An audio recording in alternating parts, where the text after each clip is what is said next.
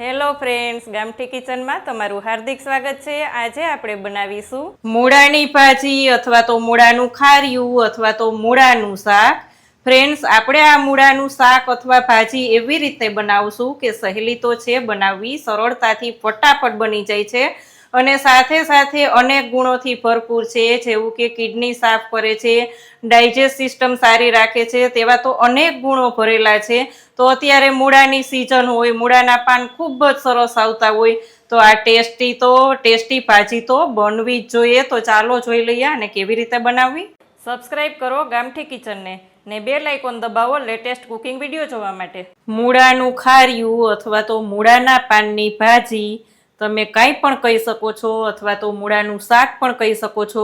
તો આ એક જ મૂળાના પાન લઈ અને આપણે એવું ટેસ્ટી ખાર્યું બનાવવાના છીએ અને સાથે જ આપણે લીલા ધાણાનો ઉપયોગ કરીશું। અત્યારે ફ્રેન્ડ્સ, લીલા ધાણા એકદમ સરસ આવતા હોય અને પાછા દેશી આવતા હોય, એટલે તેનો ઉપયોગ કરીશું તો એકદમ ટેસ્ટી એવું આપણું ખાર્યું તૈયાર થશે।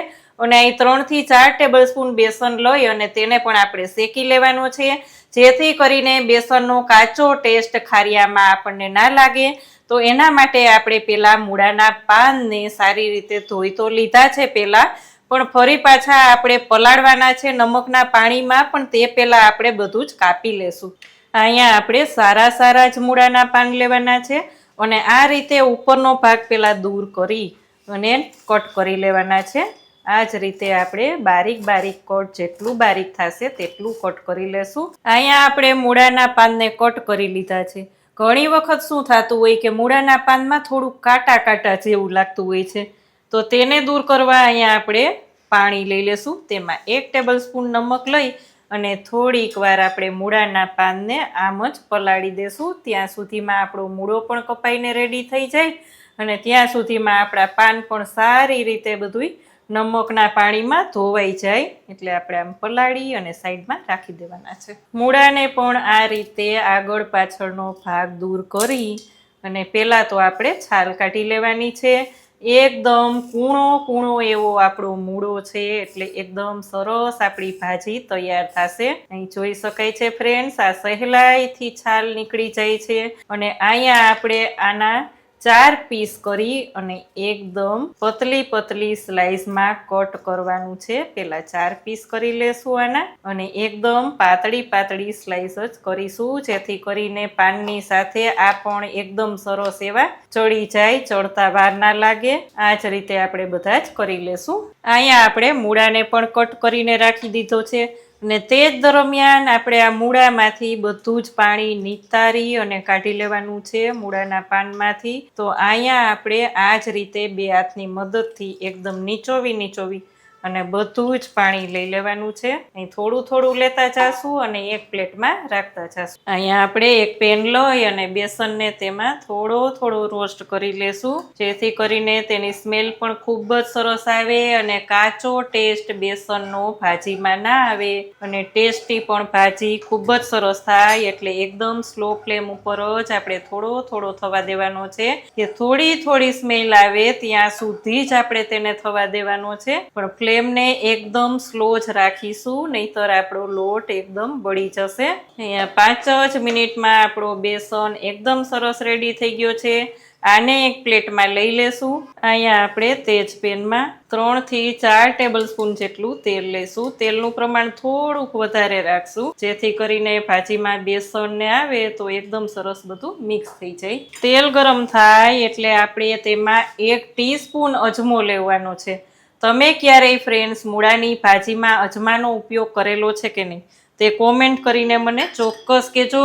અને જો અજમો ના લીધો હોય તો ચોક્કસ લેજો, તેનાથી ટેસ્ટી તો પણ બનશે જ, પણ સાથે પચવામાં પણ ખૂબ જ સરળતા રહેશે, એટલે અજમો તો ખાસ લેજો। અહીંયા તેલને આપણે ગરમ થવા દેશું।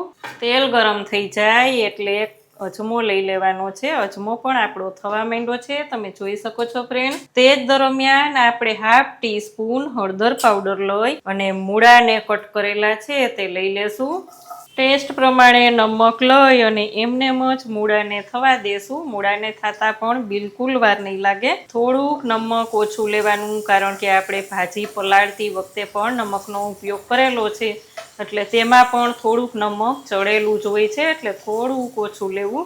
અહીંયા આપણે ફ્લેમને એકદમ સ્લો રાખી અને ઢાંકણ ઢાંકીને થોડીક વાર થવા દેશું, જેથી કરીને આપણો મૂળો એકદમ સરસ ચડી જાય અંદરથી. 5 જ મિનિટમાં આપણે જોશું તો આપણો મૂળો એકદમ સરસ ચડી ગયો છે. અહીં તમે જોઈ શકો છો ફ્રેન્ડ. તેમાં જ આપણે લઈ લેવાની છે કટ કરેલા મૂળાના પાન અને સાથે જ આપણે લઈ લેવાના છે લીલા ધાણા, જેથી કરીને એકદમ ફ્લેવરફુલ આપણી ભાજી તૈયાર થશે. બધું જ લઈ લીધા પછી આપણે તેમાં લઈ લઈશું લાલ મરચું પાવડર 1 ટીસ્પૂન, 1 ટીસ્પૂન લાલ મરચું પાવડર, 1 ટીસ્પૂન ધાણા જીરું પાવડર અને બધું જ મિક્સ કરી દેશું. બધું મિક્સ થઈ જાય એટલે ફરી પાછું આપણે ઢાંકણ ઢાંકીને થોડીક વાર થવા દેશું, જેથી કરીને જે મૂળાના પાન છે તે એકદમ સોફ્ટ થઈ જાય. 5 જ મિનિટમાં આપણા મૂળાના પાનને એકદમ સોફ્ટ થઈ જાય. અહીંયા આપણે પહેલાં તે પણ જોઈ લેવાનું કે આપણો મૂળો એકદમ ચડી ગયો છે કે નહીં. તો અહીં જોઈ શકાય છે ફ્રેન્ડ્સ કે આપણો મૂળો એકદમ સોફ્ટ થઈ ગયો છે. અહીંયા હાથમાં લઈને તમને બતાવું તો પણ તમે જોઈ શકો છો, એકદમ સોફ્ટ એવો આપણો મૂળો થઈ ગયો છે તૈયાર. તે જ દરમિયાન આપણે લઈ લેવાનું છે બેસન અને બધું જ મિક્સ કરી દેવાનું છે સારી રીતે. અહીંયા આપણો બેસનને એકદમ સરસ મિક્સ થઈ ગયું છે, તમે જોઈ શકો છો ફ્રેન્ડ્સ. છેલ્લે આપણે અડધા લીંબુનો રસ લઈ લેશું, જેથી કરીને એકદમ ચટપટી એવી મસ્ત આપણી ભાજી લાગે.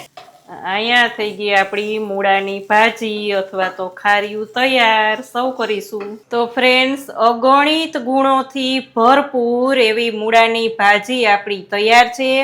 કિડની તો સાફ કરે છે, પણ સાથે સાથે એટલા ગુણોથી ભરેલી છે, ડાયજેસ્ટ સિસ્ટમ પણ સારી રાખશે, એમ અનેક ગુણોથી ભરપૂર છે. તો ફ્રેન્ડ્સ, તમે આ રીતથી ચોક્કસ બનાવજો અને તમે જો બીજી રીતે બનાવતા હોય તો મને કોમેન્ટ કરીને ચોક્કસ કહેજો. કેવી લાગી આજની રેસીપી?